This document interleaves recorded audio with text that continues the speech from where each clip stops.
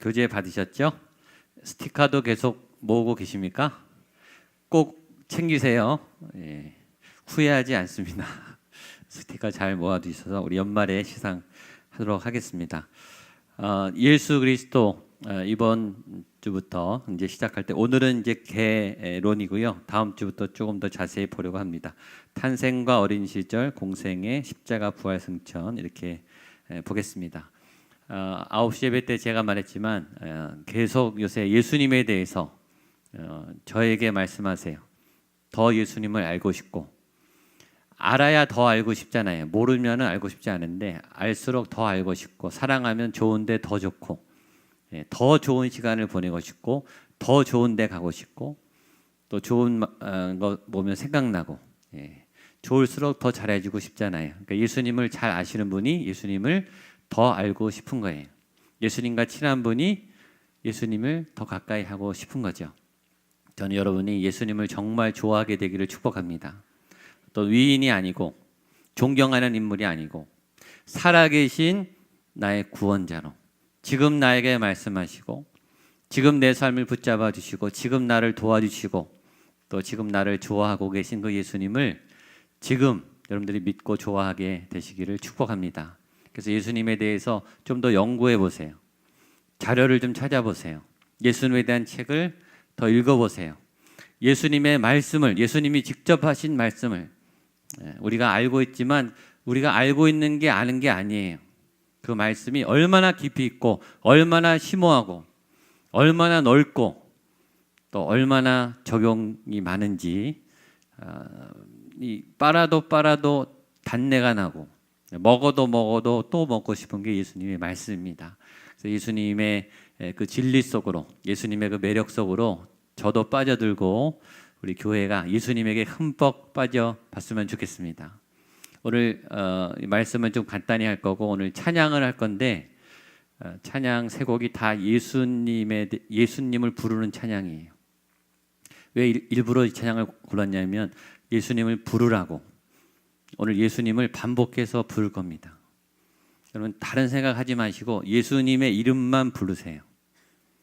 근데 그 이름을 부르면 이상한 일이 오늘 일어날 거예요. 오늘 여러분들이 예수님의 이름 때문에 회복이 될 겁니다. 예수 이름에 비밀이 있어요. 저는 오늘 그 비밀의 능력을 맛보게 되기를 축복합니다. 그냥 예수님의 이름만 부르면 돼요. 다른 거 생각하지 말고 예수님으로 빠져들어서 예수, 예수, 예수, 예수. 다른 지식이 필요 없어요. 그냥 예수의 이름만 불러보세요. 그럼 오늘 여러분들을 세밀히 만지시는 그 예수님을 만나게 될 줄로 믿습니다. 예수님의 탄생과 어린 시절입니다. 먼저 거기 퀴즈. 예수님의 탄생 연도는 예수님은 언제 태어나셨습니까? 예수님 때문에 BC와 AD가 생겼습니다. 예수님이 태어난 해가 0년이에요? 1년이에요? 1년이겠죠. 1년인데 역사적으로 보면 역사적인 이 고고학적 자료와 또 우리가 알고 있는 또 세계적으로 쓰고 있는 이 AD 이것이 다르다.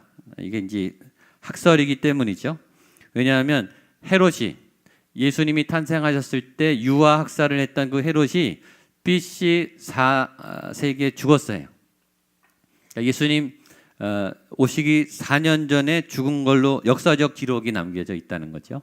그러니까 분명히 그러면 예수님이 태어난 다음에 헤롯이 죽었거든요. 유아를 학살시키고 그 다음에 병이 나서 죽은 게 헤롯이에요. 그러니까 예수님은 적어도 헤롯이 죽기 전에 태어나셨겠죠. 그래서 역사적으로는 BC 5에서 6년 사이에 태어나지 않았을까. 예수님이 정확하게 태어난 시간과 또 날짜는 성경은 기록하고 있지 않습니다. 여러분 성경이 기록하고 있지 않은 날짜는 그렇게 중요한 게 아니에요. AD냐 BC냐 몇 년 몇 월 몇 시냐 성경이 밝히지 않은 거는 굳이 알려고 안 하셔도 돼요. 그렇게 믿음이 중요한 건 아니에요. 이거는 역사적으로 후대가 책임질 문제죠. 성경이 책임질 문제는 아니에요. 성경엔 기록도 없습니다. 중요한 것은 정확한 날이 아니고 예수님이 진짜 오셨는가예요. 예수님이 진짜 오셨습니까? 아멘. 그거는 교회 안 다니는 사람도 다 알아요. 역사적 자료와 증거는 다 있어요. 예수라고 하는 인물이 세상에 왔다 갔다, 그건 다 알아요. 역사적 기록이에요. 이스라엘의 민족이 몇천 년의 역사를 갖고 1948년 재건됐다. 이건 전 세계가 다 알아요. 세계사에 나오는 얘기예요. 이스라엘은 있었어요. 출애굽 사건은 역사적 사실이에요. 기록에 있는 사건이. 문제는 이거죠. 그러면 이스라엘은 하나님의 택한 백성인가? 하나님을 진짜 믿는 백성이고 하나님은 계신가? 그들이 믿는 하나님이 정말 창조주 하나님인가? 라는 문제가 중요한 질문이 되고, 역사적으로 진짜 왔다 갔던 그 청년, 예수라고 하는 청년은 인간인가 진짜 메시아가 맞는가? 그 문제만 남은 거예요. 그분이 세상에 살다 갔다는 건 다 알아요. 근데 문제는 예수가 누구신가라는 문제죠. 전에 말했지만 그분이 위인이라면, 위대한 스승이라면, 위대한 현자라면 그냥 존경받는 인물이 되고 그의 가르침이 교훈이 되는 거예요. 그러나 만약에 그분이 하나님의 아들이라면, 그분이 창조주 하나님의 아들이고 우리의 구원자, 유일한 구원자라면 이거는 감도가 달라요. 가치가 달라요. 거기는 우리의 가슴이 뛰는 사건이 일어나는 거죠. 근데 그분의 가르침과 인격과 삶을 보면 그분은 거짓말할 뿐이 아니죠. 그분의 교훈은 안 믿는 사람에게도 감동을 줘요. 십자가라고 하는 교훈, 그가 산상수훈의 가르침, 원수를 사랑하라고 하는 가르침, 대접받고자 하는 대로 대접하라는 가르침은 전 세계 많은 리더들이, 모든 학교에서 많은 사람들이 배우고자 하는 굉장히 중요한, 아주 고결한 가치가 있는 이야기들입니다. 근데 놀라운 것은 그런 존경받는 위대한 분이 자기가 하나님의 아들이라고 말했다는 거예요. 거짓말을 할 것 같지 않은 그런 분이 정말 하나님의 아들이라면 놀라운 일이 일어나는 것. 저는 저와 여러분들이 예수님을 하나님의 아들로 믿게 되기를 축복합니다. 그 믿음을 갖고 계셔야 되는 거예요. 예수님은 역사적 인물이세요. 그리고 하나님의 아들이십니다. 예수님의 탄생의 핵심, 이번에 탄생의 핵심은 몇 년에 태어났냐가 아니라 그분이 성령으로 잉태된 것과 구유에 탄생하셨다는 것을 성경이 기록하고 있다는 거죠. 이 두 가지 기록한 이유는 성령으로 잉태됐다고 하는 것은 메시아의 자격을 얘기합니다. 다음 주에 한 번 더 얘기해요. 예수 그리스도가 하나님이면서 참 하나님이면서 참 인간이 돼야 메시아의 자격이 되는 거예요. 전에 한번 설명했습니다. 두 번째, 그분은 낮고 천한 겸손한 모습으로 구유에 태어나셨어요. 크리스마스 때 한번 설명했습니다. 처참한 탄생이었어요. 구유에 탄생해 보시면 없죠. 다 병원이나 조산원이나 집에서 가장 깨끗한 청결한 상태에서 엄마라면 어떤 엄마가 자기 자녀를 구유에 놓이고 싶겠습니까? 그리고 낳자마자 생명의 위협을 느끼고 도망가야 돼요. 애굽으로 피신했습니다. 그리고 피신하는 도중에 예수님 때문에 처참한 2세 이하의 아이들이 대학살을 당했습니다. 피바람이 불었어요. 예수님이 태어나자마자 전쟁이 시작된 거예요. 예수님을 죽이려고 하는 위험한 세력들이 공격을 가하기 시작한 거예요. 굉장히 위험한 시절을 보내셨죠. 그래서 나사렛에서 피해 사셨습니다. 3번, 예수님의 어린 시절에 대해서 성경은 자세히 기록하고 있지 않습니다. 누가복음이 유일하게 기록되어 있습니다. 기록되지 않았다는 것은 중요하지 않은 건 아니에요. 중요하겠죠. 예수님의 그 어린 시절은 또 얼마나 궁금하겠어요. 그러나 성경은 핵심과 포인트에 집중하는 거죠. 성경은 다 기록하고 있지 않아요. 기록하고 있지 않은 것도 중요해요. 그러나 성경이 말하는 메시지는 거기에 초점을 맞추면 되는 거죠. 예수님이 어떻게 자라나셨다가 중요한 게 아니라 그분의 사명이 뭐고, 그분은 왜 오셨고, 어떤 준비를 하셨고, 어떻게 사셨다. 그게 포인트입니다. 예수님이 어떤 말씀을 가르쳐 주셨고, 그는 삶을 통해 어떤 메시지를 남기셨는가. 그게 제일 중요한 거예요. 그리스도의 인격과 가르친 삶, 예수 그리스도의 십자가의 부활, 이것이 핵심이에요. 그러니까 항상 핵심을 잘 아셔야 되죠. 예수님, 그러면 그의 가르침, 말씀, 십자가와 부활, 그렇게 알고 계시면 되겠습니다. 유일한 단서가 있는 누가복음 2장 52절 같이 한번 읽어보겠습니다. 시작. 예수는 지혜와 키가 자라가며 더욱 사랑스러워 가시더라. 아멘. 지혜가 자라고 키가 자라고 지성이 자라고 지혜가 자라고 그다음에 육신적으로 자라시고 그다음에 사람에게 관계가 자라고 인격이 자라고 하나님 앞에 영성이 자라고 통전적인 성장이죠. 전체적인 통합적인 건강한 성장 총체적으로 그렇죠. 한 부분만 안 자라도 장애예요. 그렇죠. 그러니까 우리가 건강하게 자란다는 것은 하나님의 은혜이죠. 우리 안에 어떤 영역이라도 한 가지라도 발달이 안 되면 장애로 살아야 됩니다. 건강하게 자라는 것은 축복이에요. 부모님들의 기도는 건강하게 자라는 거죠.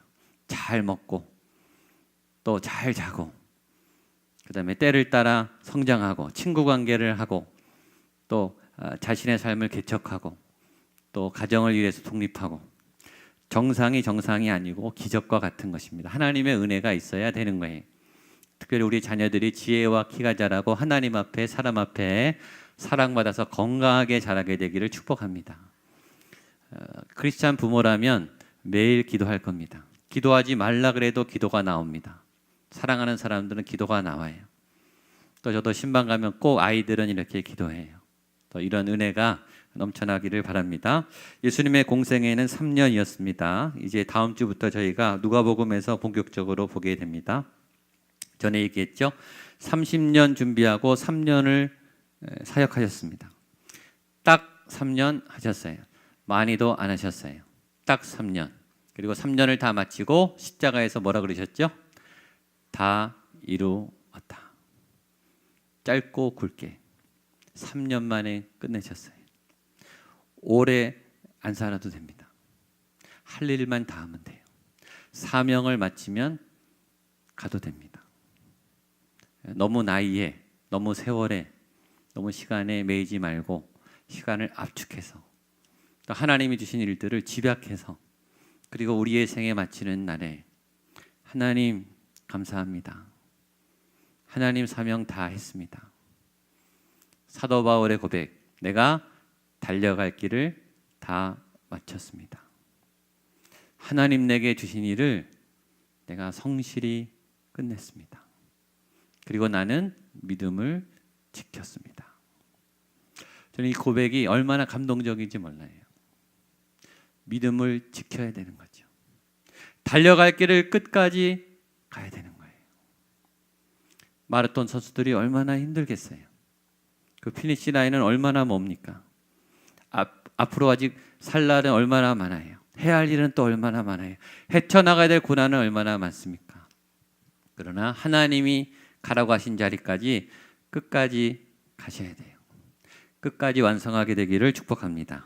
예수님처럼 다 이루었다 이렇게 말하셨으면 좋겠습니다. 예수님은 오늘 본문처럼 광야에서 금식하셨죠. 공생애는 광야에서 금식으로 시작했고 성령의 인도함을 받아 시험을 받았고 다음 주 본문에 회당에서 이사야 61장 1절로 3절을 선포하심으로 본격적인 공생애 사역이 시작됐습니다. 예수님이 공생 기간 제자들 통해서 하신 절에 한번 했습니다. 한번 따라하시죠. 가르치심, 복음 전파하심, 치유하심. 가르치심, 복음 전파하심, 치유하심. 예, 옆에 분하고 안 보고 세 가지 해보세요. 가르치심, 복음 전파하심, 치유하심. 영어로 teaching, preaching, healing. 옆에 분하고 영어로 예, 세 가지 꼭 외우세요. teaching, preaching, healing. 영어로 외우는 게 더 쉽습니다. 예수님의 사역의 핵심은 회복이라고 했습니다. 하나님의 형상 회복은 개인적인 회복이고 하나님의 나라 회복은 공동체의 회복입니다. 예수님의 공생애는 앞으로도 보겠지만 예수님이 집중하신 몇 가지에 여러분 초점을 맞추시되 첫 번째 12 제자에게 집중하셨어요. 많은 사람들을 가르쳤지만 특별히 12제자, 12명에게 집중하셨어요. 사람에게 집중하셨고 사람도 제한적으로 집중하셨어요. 다 한 게 아니라 선별해서 12명만 집중적으로 집중하셨어요. 이게 제자 훈련입니다. 집중적으로 사람을 세우는 일을 하셨어요. 교회는 사람을 세워야 돼요.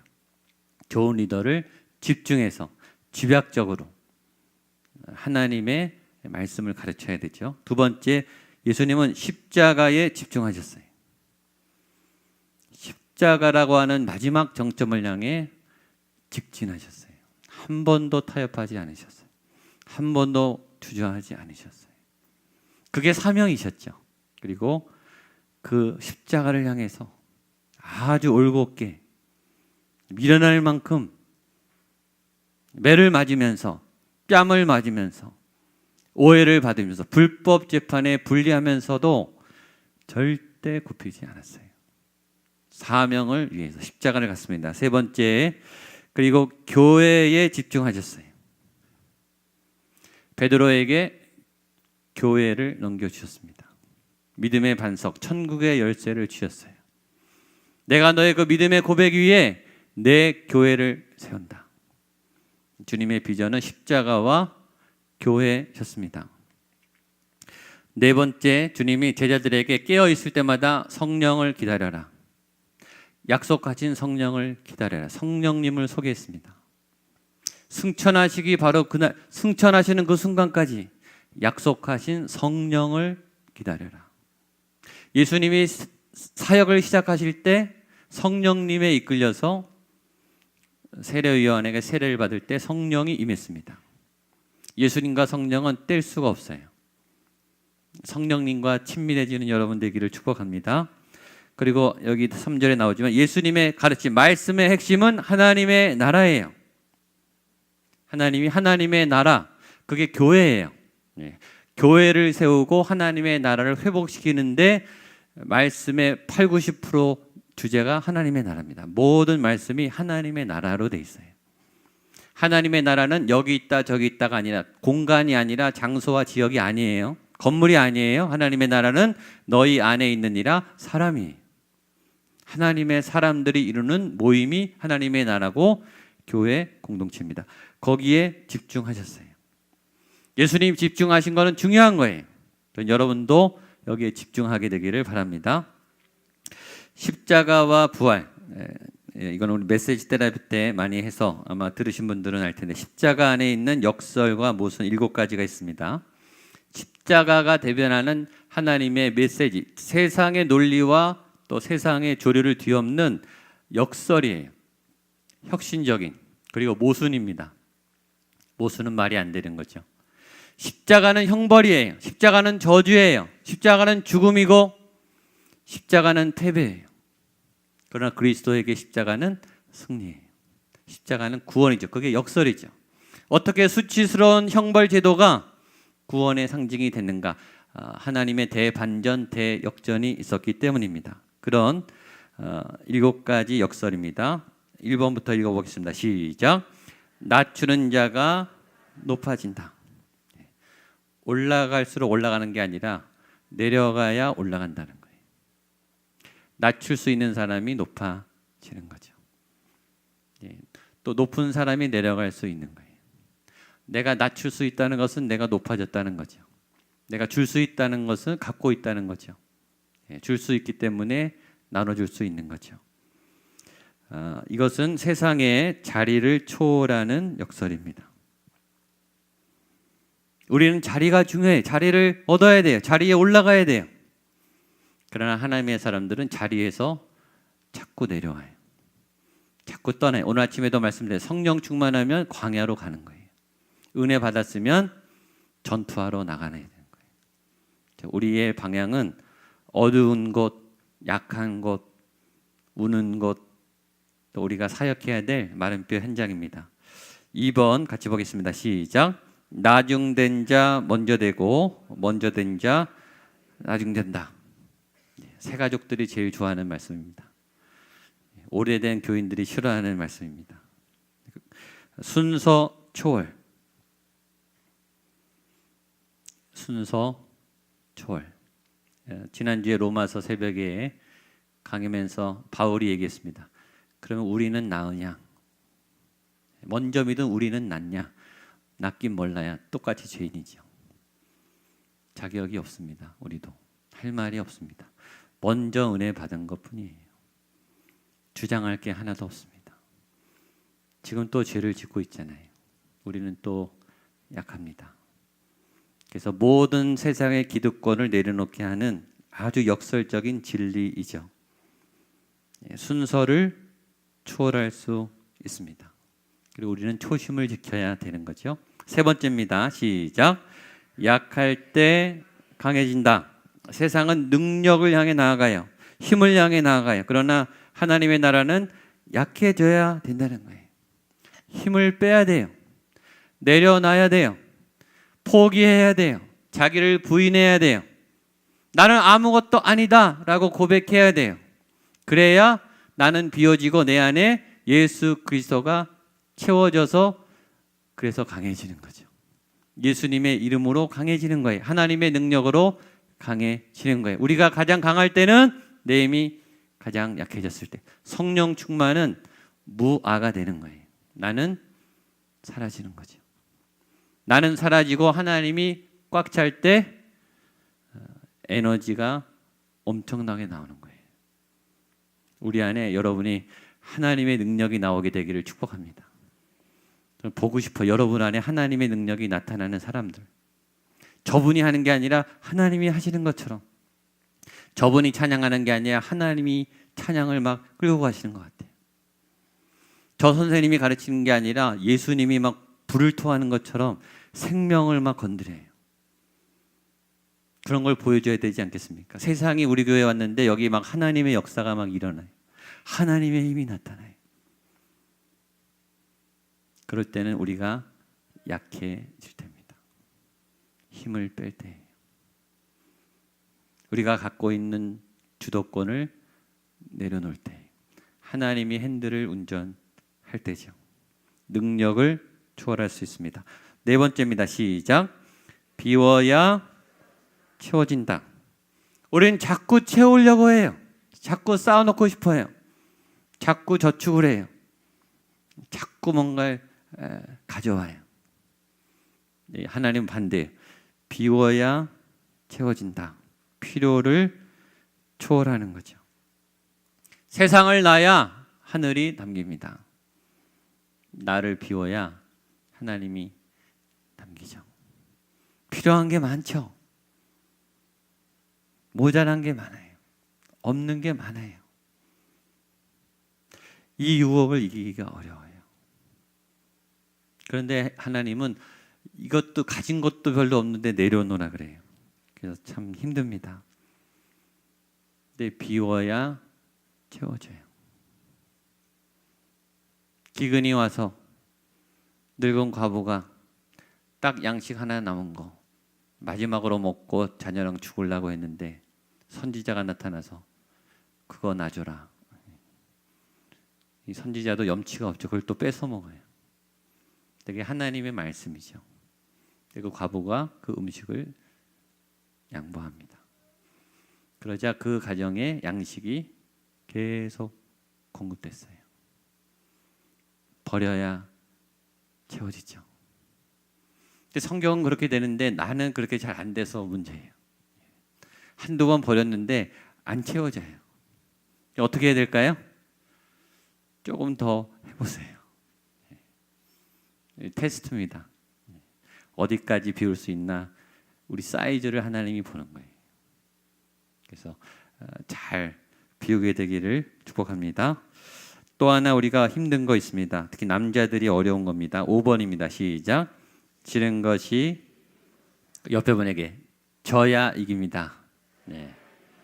지른 것이 이기는 것입니다. 예, 승패 초월. 지는 것처럼 싫은 게 어디 있습니까? 그렇죠? 할 거면 이겨야죠. 기왕이면 이기면 얼마나 기분이 좋습니까? 그러나 하나님은 지라는 거예요. 예. 저주라는 거예요. 승부에 연연하지 말라는 거예요. 져 줄 수 있는 것이 이기는 것이다 라고 말합니다. 6번입니다. 시작. 감추어야 드러난다. 세상과 반대. 세상은 외형, 외형주의, 보여주고 간판 문화, 이력서 문화, 그렇죠? 성형 문화, 디자인 문화 잘 보여야 돼요. 세련되게 보여야 되고 고급스럽게 보여야 되고 탁월하게 보여줘야 됩니다. 그래야 눈을 딱 주목시키죠. 그래야 사람들이 몰리고 반응이 와요. 세상은 그렇습니다. 그러나 예수님은 감추라고 말하십니다. 드러내지 말고 내면을 잘 가꾸라고 말씀하십니다. 보여주지 않아도 된다. 알아주지 않아도 괜찮다. 참 어려운 말씀드립니다. 마지막입니다. 7번 시작. 죽어야 산다. 살고 싶으면 죽어야 돼요. 죽어야 부활을 해요. 안 죽으면 부활은 없어요. 내가 죽어야 내 안에 부활 생명 그리스도가 나를 다스리죠. 잘 죽어야 돼요. 나는 날마다 죽노라.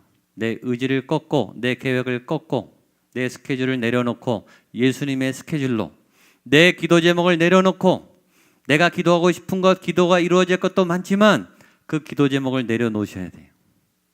내 기도가 죽어야 하늘의 기도가 살아나요. 성령님이 내 기도를 인도하시죠. 매일매일 내 안에 정욕을 죽여야 내 안에 그리스도가 살아나시는 거죠. 말하기는 좋은데요. 이게 십자가 이 7가지가요. 너무 어렵습니다. 이거 반대로 하는 게 애굽이에요. 세상이에요. 세상은 다 이렇게 나가요. 근데 그 반대로 가서 뒤집어 놓는 게 십자가 사람들의 특징이에요.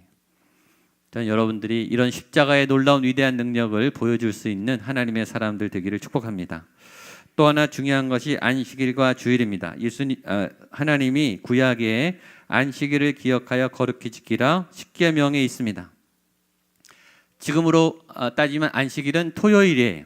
그래서 제7 안식일 이단은 토요일 지금 예배드려요. 토요일 날. 그리고 우리를 공격하죠. 왜 너희는 주일날, 일요일날 예배드리느냐? 그날은 안식일이 아니고 안식일은 토요일인데 성경에 토요일날 예배하라고 했는데 왜 지금 주일날 예배드리냐? 이렇게 공격하죠. 그 이유가 여기 있습니다. 첫 번째는 주일은 창조의 첫째 날, 빛을 만들 태초에 하나님이 천지를 창조하셨던 빛이 있으라 했던 창조의 첫 번째 날입니다. 이 주일을 제8요일이라고도 말했습니다. 그리고 한 주간의 첫째 날이죠. 주일부터 한 주가 시작돼요. 그러니까 오늘이 이번 주의 시작인 거예요. 결정적인 이유는 네 번째 있습니다. 부활하셨기 때문입니다. 예수님의 부활 사건은 구약의 그 모든 큰 사건, 십계명의 사건을 초월하는 가장 위대한 큰 획을 긋는 사건이었어요. 그래서 처음에는 12제자들이 토요일날, 안식일날 예배 드리고 주일날은 안식일 다음 날이니까 일하는 날이에요. 원래 주일은 일하는 날이었어요. 토요일이 안식일입니다. 그러니까 주일날 일하고 밤에 와서 예배를 드린 거예요. 처음에 역사적으로. 근데 그것이 이 모임이 예수님의 부활절날 예배드리는 주일이 이게 활성화돼 가지고서 기독교 공인을 할 때 주일로 만든 거예요. 그래서 공인이 된 겁니다. 그리고 이것이 부활이라고 하는 메시지가 가장 강력하기 때문에 이제 신약 시대에서는 날짜를 초월해서 주일날 예배 드리는 것입니다. 이제 다른 분들에게 설명할 수 있으시겠어요? 예수님의 부활이 제일 중요하기 때문입니다. 자, 공간복음과 요한복음. 공간복음은 마태, 마가, 누가 복음이죠. 따라하시죠. 마태, 마가, 누가. 이 세 가지 복음인 거 다 아시죠? 요한복음은 또 관점이 다릅니다. 1번에 있지만 공통된 관점으로 예수님의 생애와 사역을 받고 그 패턴이 거의 비슷합니다. 탄생, 세례와 시험, 갈릴리와 유대 사역, 예루살렘. 그래서 공간복음이 똑같이 나온 기록이 많고 그다음에 사복음서가 똑같이 나온 기록도 많습니다. 그러니까 사복음서가 똑같이 나온 기록은 제일 중요하겠죠. 아주 중요한 의미가 있는 사건일 거예요. 그리고 공간복음에 있는 것은 예수님의 예루살렘 입성과 고난주간, 이것도 비슷해요. 그리고 예수님이 인자, 이 땅에 오신 메시아인데 인성을 강조한, 진짜 사람으로 오셨다, 사람의 짐을 지셨다라고 하는 부분을 강조하고 있고요. 포커스는 하나님의 나라입니다. 요한복음도 은혜가 굉장히 많아요. 요한복음은 또 요한복음의 새로운 맛이 있습니다. 나중에 요한복음을 강해 또 하게 될 텐데, 유대 지방의 초기 사역을 중심으로 돼 있고 예수님의 설교가 굉장히 많이 나와 있습니다. 예수님의 신성이 포커스고, 그 다음에 핵심은 성령론이 굉장히 강해요. 그리고 요한은 사랑의 사도이죠. 요한 서신들은 다 사랑이 강조되어 있습니다. 예수님의 사랑, 베드로에게 내가 나를 사랑하느냐, 예수님을 용서하는 그런 메시지들 여기 다 있습니다. 그리고 요한복음의 굉장히 특징은 I am 시리즈에, 거기 7가지 시리즈가 있죠. 예수님이 내가 누구다 라고 굉장히 정확하게 정의한 예수님이 누구신가에 대한 7가지 선언입니다. 마지막 이거를 같이 한번 읽고 이제 오늘 찬양하고 기도하겠습니다. 같이 한번 읽겠습니다. 1번 시작. 나는 생명의 떡이다. 2번 나는 세상의 빛이다. 3번 나는 양의 문이다. 4번 나는 선한 목자다. 5번 나는 부활이요 생명이다. 6번 나는 길이요 진리요 생명이다. 7번 나는 참 포도나무이다. 아멘. 한 번만 더 읽어보겠습니다. 예수님의 이 말씀을 가슴에 새기면서 1번 시작. 나는 생명의 떡이다. 2번 나는 세상의 빛이다. 3번 나는 양의 문이다. 4번 나는 선한 목자다. 5번 나는 부활이요 생명이다. 6번 나는 길이요 진리요. 7번 나는 참 포도나무이다. 나중에 이 시리즈로 한 주씩 이걸 설교할 거예요. 예수님이 생명의 떡이고 양식이고 문이고 빛이고 목자고 부활이고 생명이고 길과 진리와 생명 되시고 참 포도나무이신 그 예수님을 오늘 진짜로 만나고 돌아가시기를 주님의 이름으로 축복합니다. 찬양하겠습니다.